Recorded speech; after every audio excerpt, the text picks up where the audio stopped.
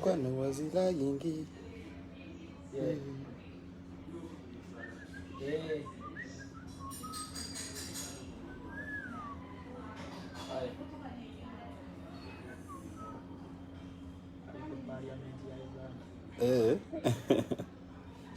Aja kuba bulungi.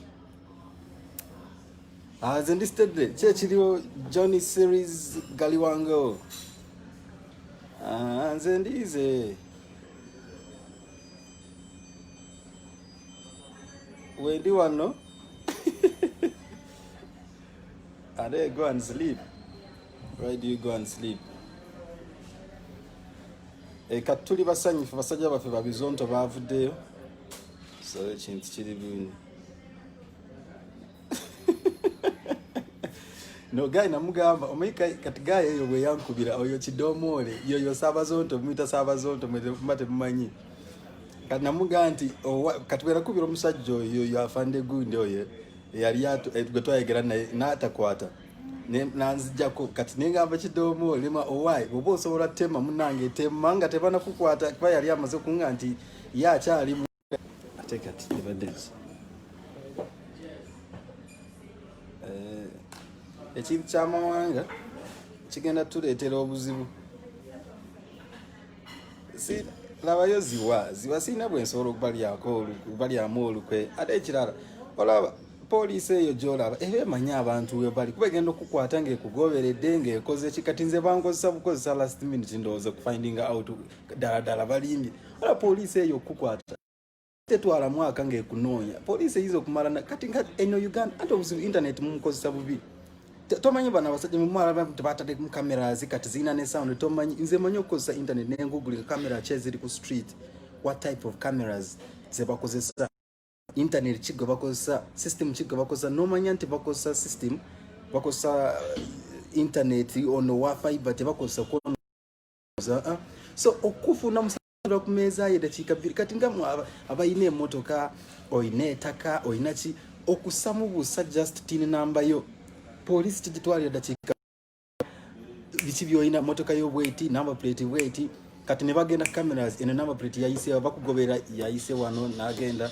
Then apart from that police so genda kusimu yo okukola just nga bafunye number ye yesimu ne bagisa mu system yabwe ne bala esimu eno ebeera wa star 8 gwekiro okuva January ejo ogenda kusanga awobera muswangali street ruwafu machinde woswera saa 8 gwekiro bamanya asura wano kwa buluna kweziwera 8 gwekiro esimu yebera wano. So it's very easy for these guys to find you. Ebyo nze nkola research mbimanyi na yenze kankubule ekintu ekikimu police okutuko okukwata nga last minute baba obwedanga bakunoonya. So bwensanga omuntu nga blaming ati zena wayo kati nse nagenda nenkwata script nenjitwala nengamba aba police dedala wayo basajja bamunedda siche nakola. So omulamwa tukuvuddeko era abantu bano batukozesa nnyo okuva ku mulamwa katuvudde ku mulamwa. Why were Bizonto arrested should be the reason, the question we're asking ourselves. Kuba lero abadde Bizonto enkyagera kuba muwangi ate kulina eteeka lye baleese nti ne bwe weekubya selfie oyina okumala genda bakuwe permit y'okwekubya selfie nti angles zigenda kubeera bweziti nti selfie ngenda kujja kubanga ndaze paka ku kibegabega bakuwe permit nti kati weekubya selfie then bakugamba nti kati you can post it. Kati ekitegeeza naawe ali wanaavuma ku wano ku Facebook kati naawe ojja kwekubya selfie ogiteekeyo awo UCC ejje kugambya ani yakuwa permit weekubye selfie. So kitegeera. So bana njagala tubeeremu abantu ababulijjo tutegeere kati ze nakubira kiweewa neera ne mga kiweewa bamukwate sinze era kwata kiweewa. So kyekiriwo. So bana tubeeremu serious bwe tuba tulowooza ku bintu bino. Yeah, don't blame me bannange. Temumbulaminga nnyo nange sinze yaga okitegeera. Nze I acknowledge, blame, nsaba Bizonto bansonyiwe kwa nange saategeera nti byalimu tukwata era nze sitera nnyo okukeera ennaku zino ndi mugayaavu nakeera ng'amanyi nti bannange kuluna akalimo kalabise tugenda kucapa omusajja ate yangamba nze afande erinnya ndera afande Silas ati ndi kuva mu Uganda Police yasooka nakubirako Bujingo Hannington.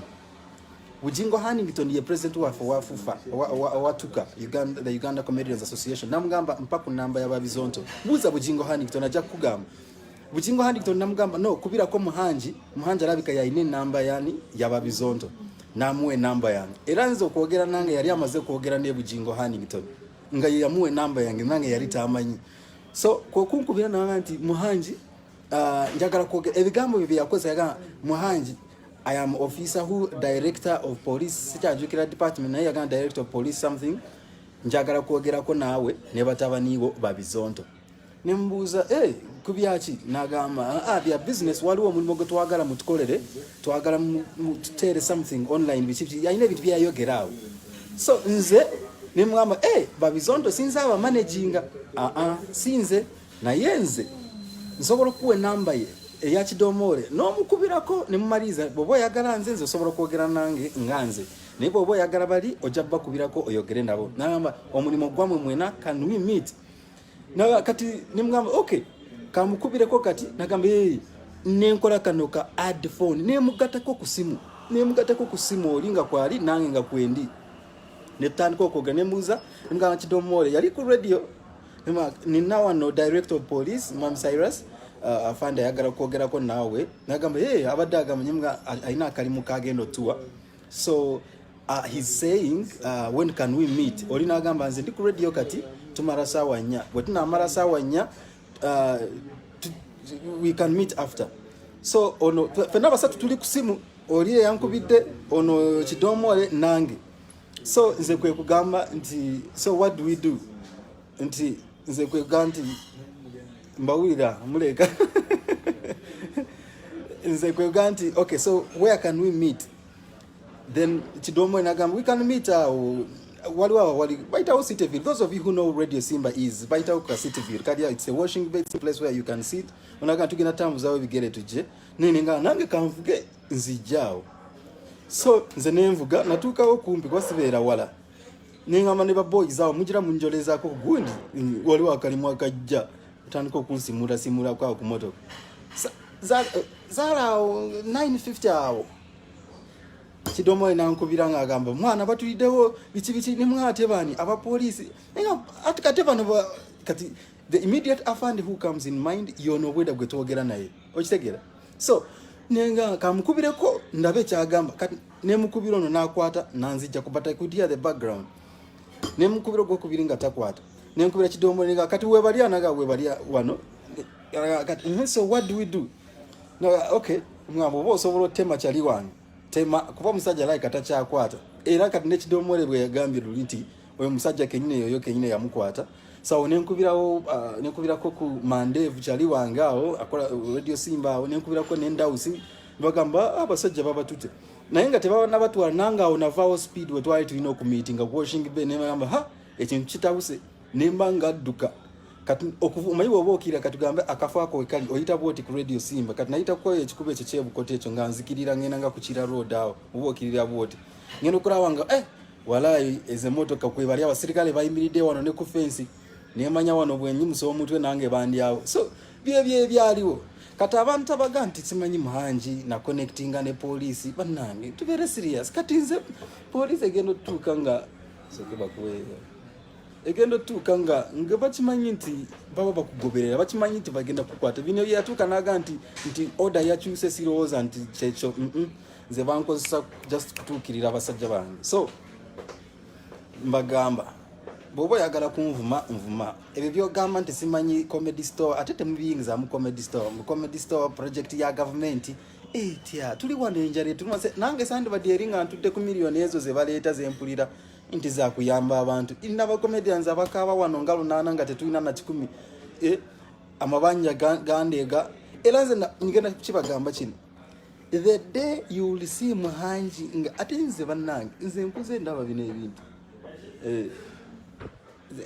the day you will see Muhangi nga yamba den kofira ya people power aunga ngende ngenze mu byofuzi oba nonda banga anyamba de yero ntinkati oba kunda banga ni mu maso ga president nga mukute mu ngalo nice to meet you ha manya nti ekyensawo kye kireese obuzibu neeyiiza era manya sente ze zintu teri kirala. This I would say ngenda kyogera nze siri muntu wa byabufuzi naye I don't do politics. I'm non-partisan. Everyone knows that. Waliwo yambuziza mu comments ze nalabye mbusimanyi how come ebiseera bya Brian White waliyo yambala yero eyo twali tunoonya sente omusajja watu buze yalikolanga ku Brian White abaka million bani babuze twatukanga ku gate walinga uniform ziri abali bamanyi size zaffe nga waga lero tugenda kwambala white lero tukwambala yero lero twambala oduparaka lero twambala you can't, there's no way mukitegera. So that is the reason to see me putting on yellow because I wouldn't be the only one. Buli yambalanga colors naye baba ebintu biri bwe bit nze njagala kulira mu butuufu bwo obwaddala. Me am non-partisan. Nze sirawan. I have never met General Muhoozi in my life. I will say in my life I've never met him ever. I've never met President. Never. Bobby Wine is here. We agreed to disagree. Nemugamba boss. He came to me when he was going to do the last time I think he performed at my show, tried to get a call OTT tax. What you kira OTT? Kat OTT tax eyo. Twali tugenda gikolanga tulina otambula against ekiragiro ekyo tugenti OTT tabeera wo bichi tutambule wamu mu town tuvewa tugende Bobby Wine mugamba my friend ku Lwokusatu olwo nanditambudde naawe naye engeri gyoyagala nyambalemu enkofiira. You will have recruited me into your political things. Atenze man. Me, I serve the people. I don't serve bichi. So, nangamba, it's okay. Atena lingenda tambula because it was a genuine cause. Na ebwa nalaba nga birimo okwambala engoye eza red nengamba ha linda mukatono. So nze kati wendi kati tosobola kuzuka. Eramba kino ngenda kyoge ngenda kiddamu. Kolira ba Muhangi nti buno. Ne bwobuza Balamu agenda kugamba Balamu yakankubira mirundi emeka munange ngenda vu State House jamu tutambule wamu njagala kwanjula ewo omusajja nengamba nentyamu kubasobola genda wa musajja ne bampa sente ze nenzirya ate nga siwagira kibiina kye okitegera nje kuba ndide sente za bwere. So ebyo si byagala nze ngenda kufuna sente ezo mu bulungi sinte onguze buguze nti jangu tukole ki okitegera. So nze nkyogera nganze nkiddamu I am non-partisan. Siwagira people power. Siwagira NRM. Era we mba mukola ebintu byammwe ebyo simanyi oyinza okuntwalira munoga Muhangi we kabale mu kigabo nabe bamu. It's up to you, that's up to you to judge me. Sinze na yagala nti nzalibwe eyo mbakiga ukitegera. You can judge me the way you want. Na yo kunyingiza ebyobufuzi ebyo sirimu. Era bachali bange bonna bakimanyi. I have all my friends abali mu ebyobufuzi abogera politics kakensa peng who even the top boys but Bobby Wine nze sekane police bachali bange ne tebagenda kuga nti Muhangi yingira ebyobufuzi. Era this is the only time by the way that nzenga Muhangi I am going to vote. This is the only time in 2020 nina voters card inenanga. This is the only time nzokuva sikubanga ko kalulu kwa ebintu bya politics bino sibisobola sibi ebintu byange. Me I am a servant of everyone. So you oli wadembe okutura eyo no government Muhangi olabika shoyo eya government ayikyogere nemba njagala nange government we wiranga banfume empeyo chempa osobola tule no gamba Muhangi oyo musajja wa Bobby Wine muntu wa people power oli wadembe okwogera bwoti naye nze nkugambe kino nkyogera nga ensawo yo eina we ne kugambira nti mwana oyino awo oja kundabera nga ngenze wa Bobby Wine mugamba nti kati mpayo chompa nze nyambare red naye nga se ekyo si chance kuba muri buli omwa ino kubawo like now we are not there's nothing. So I would understand that nze siri mu bintu bya politics era bogenda kujja show yafe eya comedy store we pay URA, we pay all these permits that they want from KCCA. Ne police kenyino kufuna police wali comedy store tusasula police ne tusasula counter terrorism okujja ne kuma abantu everything we pay. Kat project bweba ya government lwacha ate banzija ko sente aba government bandi bade bansindikira busindikiza aba basirikale ba government kwa babeera ku mirimu gya government baba bakola mulimu gwa government okukuuma edembe kati ate lwachi mbansasula okitegera. So that's what I'm saying. If you think oli wadembe gwenga gwe joli wona okwogera kyoyagala nze sigenda gana ate ekintu kya tribalism kino nsaba tukirekeraawo kuba kigenda kutula nti bano banyankole bano bakiga bano bakoze bwe bati bannange ekintu ekyo ola edda ayo nga 2007 nga tunatandika kukola comedy ekintu kya tribalism kyali kibi nnyo kati comedy bwe yajja in a way it killed the stigma netutandika okusekera abatoro netutandika okusekera abasoga netutandika okusekera abaganda netutandika okusekera abanyankole n'abakiga now we became one person. But right now, I don't know what has happened. Even comedy looks like it can't. So what do you want us to do, Banan? Tumerava na Uganda. Then again, we're in London, I think. Sometime to in London, yo. Nga tugenze kolo mulimu gwa convention. Ne tuyingire bala lyaba na Uganda. Twali mu bala ebala lyaba na Uganda. Nga waliwo bachali bafa batututeye. Bwe twali mu bala eryo kati waliwo yatulabaawo nga abasajja twabayita ko mayibo boge ndayibaga bano beba comedian abagenda okukola convention ewa Mutenza kati omusajja omu nagamba ebe bana bagende wa Mutenza nga afeyo tetugendayo bagayi bagana tubuuza omanyi kati nze manyi okwemakula nimbanga ninzija bagayi we bali awo ninga muje baleko basebu gayi nantunulira bwati nga bali mu group bayimirire boogera Oluganda nagana okumbuuza lwakuba nali ngenda mu kola comedy mu buntu gwe batakolagana naye salino tebakolagana naye simanyi abo bagenda mu convention ewa Mutenza kati ebyo byebiki nze nvudde wane Kampala nnonya kubaawo nawe mpa ku sentence je wuwo nete mwe kutula kati ebyo bintu ebyo bikomyewo wano nti bano belonging eno everyone has a right to support them ebyo enchogera nnyo ku comedy store you have the right okubera mu people power oyino olukisa okubera mu FDC oyino olukisa okubera mu NRM oyino olukisa okubera mu obendala yeriwe ze sizigobera na zigobera. It's your constitutional right to have Simanyi NAP card, NRM card, me I don't care. Now remember there are some of us who don't want to be involved in anything. Fete twagala manya. Owo liwachi fe tuli baweereza bagwanga oja comedy show no seka. Okitegera. So era kijja kubeera nga you can hardly see many of these established comedians. You can hardly find them. Into they belong to one political party. Ozo kubuza nti kati madata nchiko bali mu political party chi oba MC Mariachi. No. Ojo sanga tetubyeyinza because for us we serve everyone. Our cause is to make people laugh. Temuli munti nti fe twagala tubere mu party eno. Ojo kusanga ngo omuntu akugambye nti ngenda kuwayo ko kasente mbera ngo mpisiza muko message ya. Kati omusajja yatukubide esimu ngazenga manyi tuwaliwo akali mu Uganda police kede. Tegera.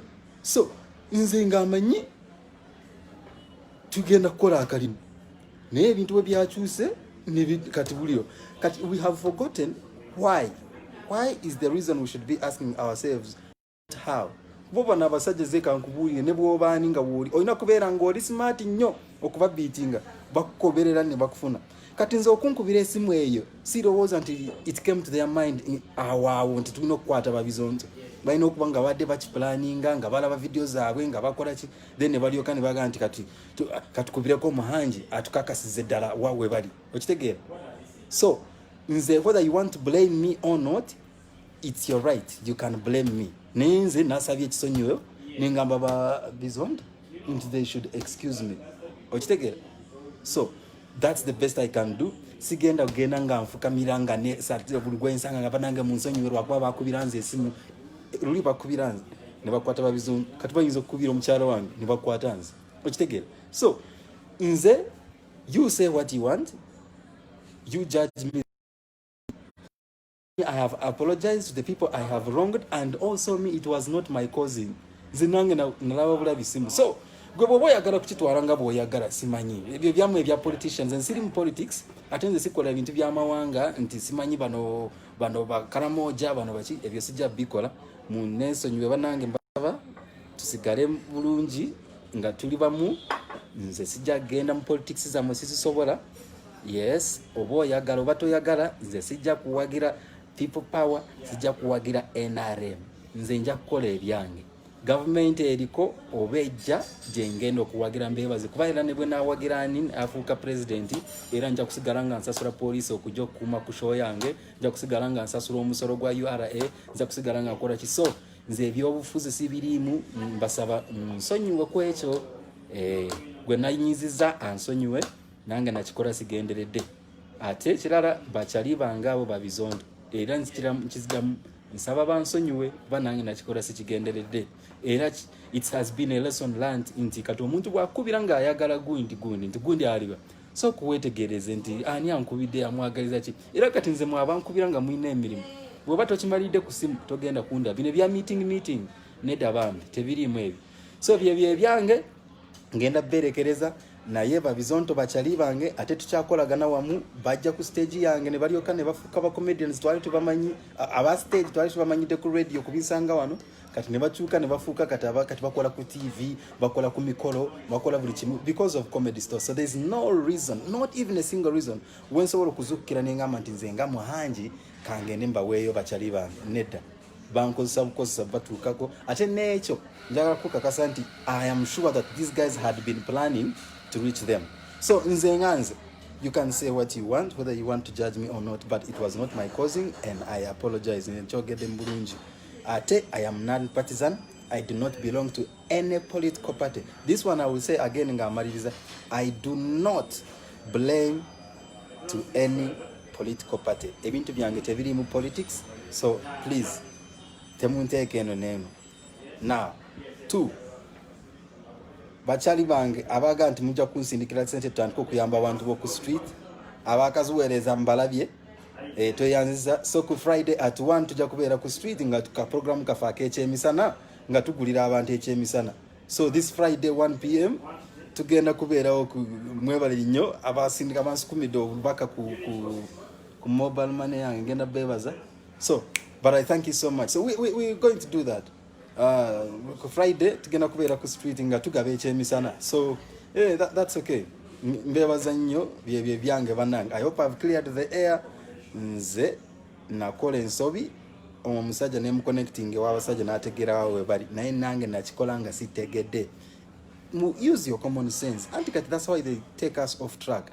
Kati nze nakubira kiweewa namukubira nti bamukwate nze namukubira neera nze nakubira it's the tricks they use every day I think. Naye kwolwo bankwatira muso naye nsaba mu nsonyiwe gwe nanyiziza nange nakikola sikigenderedde. Ate those guys are my friends. Teri muntu gwe nsobola okuwaayo nze siri munyanfuusi sisobola kukakibe kyaki sisobola I cannot. So that I also heard that you don't give audience to Maulana and Rain because they are being somewhere, yet you allow Salvador for NRM to perform. When did I stop Maulana and Rain from performing? These guys appeared from that show. Did you know them before? But because of Comedy Store, you know Maulana and Rain. Now, how am I going to wake up and stop them from performing? But you ask them, whatever performing a Comedy Store, unless you wanted us to perform during COVID. You people, I don't think Muhangi would betray his colleagues. Hey, thank you, Diana Namakula. I can't do that, my friend. I'm a bit professional. I'm way beyond those childish things. Wama, God knows better. People will always judge you, but it's very gentle to say sorry, man. Thanks so much for anyone that can be used to arrest. Muhangi, live from Mukono Katosi. I respect you, boss. Shami Tace, I see you. You cleared the wind, not the air. Exquisite P. Daniel Kataba, Kanakulia. Have you never seen Mchiga apologizing? Are you really Mchiga? All right. Karama Saidi says, don't talk too much. And Sidi say, Namuga Hanat says, it's well, dear. Let only God judge you. Striker Newton says, stand firm and play your part, bro. Christine Tina says, Alex Muhangi, I hope the Bizonto will understand your point. I'm sure they do, because I'm actually going to meet them even now.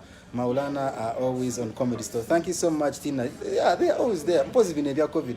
Even on the last show they performed, Banyanko, they support each other, and the rest of tribes we shall support. Anyway, Nange went Penny, Stephen, Nisim, I see you, Lina, Mission, Kujako, Dictator, Museveni. Why? Ebyo byamwe ze sibiri mu ebyo Sierra Anita ebyo byamwe ze sibiri mu. I will get more oppressed if you are to read comments. Don't be oppressed. Be the person who stays strong, even when you are there's a reason to break it down. Thank you so much, Arnold. Echicho chimaze wama ochimaze ayagala okutegeera akutegeere atayagala alekeyo Yes, Esther Chichoncho, you're right. The question about Maulana and Rain is stupid because I know them from your show. Thank you so much, Nyakachi. Namu Gosha Peace Comfort says, even my tears are rolling. I hate people who accuse others falsely. Babizonto. Yeah, all right. I see you. I tell you, promoted them, and so those thinking you can do such a thing. Cut this word. Thank you so much, Abasa. Josephat Seguya. I'm not judging, but why? When I ask you at City Hall about the issue, you told me something different. Seguya, what did I tell you? Seguya, mjagalo very serious. Amai Seguya, ye gwekomu eyankubire simu ngandi London, ngongambo limu Amsterdam oba ngombuza why was I deported. Amai Seguya, oyine ebigambo byogenda oyogera ku Muhangi. I don't know if we have a personal issue, me and you, but sichitegeera kiki oba onjagaza ki. Kati nze nkubuulidde ekyaliwo ate it is the same thing I told you. Nera nasooka kukubuuza gwe what do you think? Olowooza nabawaayo basaba waayo. So it's up to you to say what you want. Gwe Seguya nkumanyi bulijjo ontambulirako nnyo simanyi lwaki byokola byonna nze simanyi sina buzibu nakyo naye ebyo bivaawo okusanga nti a professional journalist like you ogendo onyasamirako bwotyo. Kati you think I'm the one who took my boys down the hall? I can't do that. Ekyo sisobola kikola so gantu babizonto babakwate nze sisobola. I cannot do that. I'm not that guy. I'm not that cheap. So gwenga Seguya oba owulira nti yeyo message oyagala gamba abantu babukedde gibagambe. There's nothing toyina kyo gyokunkola obadde omaze emyaka ng'ompandiikako bubi oyogerako bubi. So it's okay, you say what you want, but we all know that I cannot do such a thing. Me, I'm saying it on nationally and internationally on this platform that I cannot do that.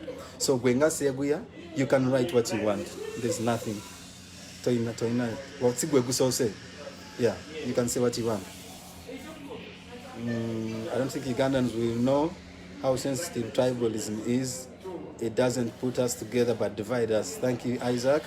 Debbie Sparko says, you showed me maturity, dear. Thank you. Charity Dapila, Bambi Alex. Sky is no longer the limit. People will harass you because they can't be you. Just shoot your aim. Seguya yatabuza wrong information. Seguya yatabuza wrong information. I don't understand. Yatambuza wrong information. Yeah. Oyo bwatyo naye ajakakana. Nze kati nebo nvuma nogenda ku TV yo no nvuma. Tekina kijjo kunsala te Seguya yakavuma comedy maker kitebemesezo okukola. Ulunaka gamba temukola we muti abantu ne bamala ne bajja. So ebyo tebinyamba nze. Even Bizonto explained it clearly that they used you to get to them, betraying them. Those who are sober minds will understand. Yeah, thank you, Seth. It's understandable, bro. Ignore the rest. Serwada, Andrew, Alex, don't listen to such people. They are only trying to bring differences among us. That's the thing. Kati okusanga Seguya ngaganti nze Alex Muhanje wa Comedy Store nagamye police eje kwateba comedian bange. Really, why would I do that, man? Focus on the real cause here. Focus on the issue. The issue is why did they arrest them? It is not how. These guys will arrest. Newa wagwe Seguya baja kusanga ku TV bakwatire. So toja kubeere eyo nga mutakula ntalo lwakwa mwagala mawulire. Nti you're just there. Nti kati if I say Muhanji, there's nothing that will happen. You can write on a headline of Booked nti Muhanji yakoze eki nti yakwasiza bali tulabe where you'll end up with it. And I say it family, there's nothing that will happen. So if you want to judge me like that, you do what you're a journalist, you're a renowned journalist, so you can do whatever you want. Wama or thanks for your apology. Yeah, I have apologized, by the way, and I seriously will always say that Alex Muhanji, ignore the negative, good enough. And I see you. Showed maturity, go and teach Kenzo to love the boss. Just leave him because that guy doesn't know that was true. Man, get something to eat. It's Fred Kale. Let me find something to eat. Niwa no kola paroni walunji nyanya ngenda funa wecha okulia. Era Seguya bwa bayagala kunsanga wansangewo. I don't care what he thinks or what he wants to judge. For him he wants to make a sale. So I don't care. Let him go and write what he wants. See gwe guso say, "Weda pandika ko myaka runana." Behavior. Police in Jinja, they used Bishop Pastor Muanguzi's brother to arrest Pastor Muanguzi. CIDs work mysteriously. Happy, yeah, whatever. I know you're not that kind of person. I am not. Peace, thank you. Sekito says the tutti day we are strong.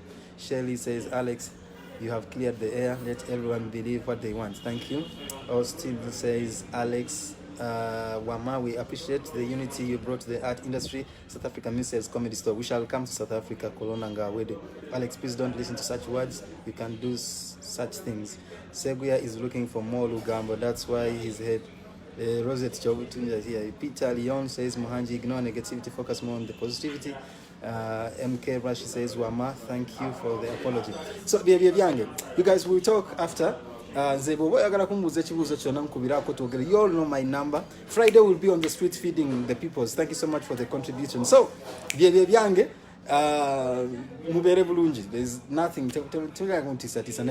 the artists in the art industry, the culture industry, we have to sit together and we twogereko ne UCC bakendeze kumateka gano pateka genda soboka nti buno wandika joko soko gende buno kola ka video soko fune permit yo kola video kata wetu bate tuchagula na masimu nti buliwo kubye kifananyi oba we kubizita selfie osokola ge how you're going to produce it ebyo bwe bito. It is very impossible omuntu oba omulinyiride ku ddembe lye.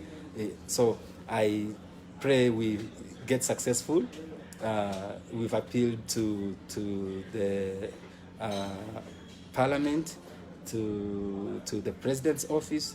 If they give us their ear tutule wansi tukakanye birowoozo tutegere nti kino tukikola bweti tukikola bweti. So bye byange Seguya temumuwuliriza, Seguya tamatira atenze sifaayo nebo bato matira. Don't make our personal things to influence, you know, people who follow us, people who want to become better because you have a personal grudge with me. So Mr. Seguya nkusaba wefuge, but in case you don't kwefuga ngoyagala kuwandika choyagala gendo biwandike. You have your platform at Wicked. You can say whatever you want on Alex Muhangi, but trust me, there's nothing that you can do. Kwanze, there's nothing wrong I've done, and I have apologized to the people who I offended. I want to be now directing your way. So otherwise, byange bagalizo kubera obulungi. Waliwo videos ezija. I think by tomorrow or Friday we'll have new videos. We started something fresh. It's a Comedy Store product, but it's really new that you guys are going to enjoy. So by Friday I'll put up one of the videos, and then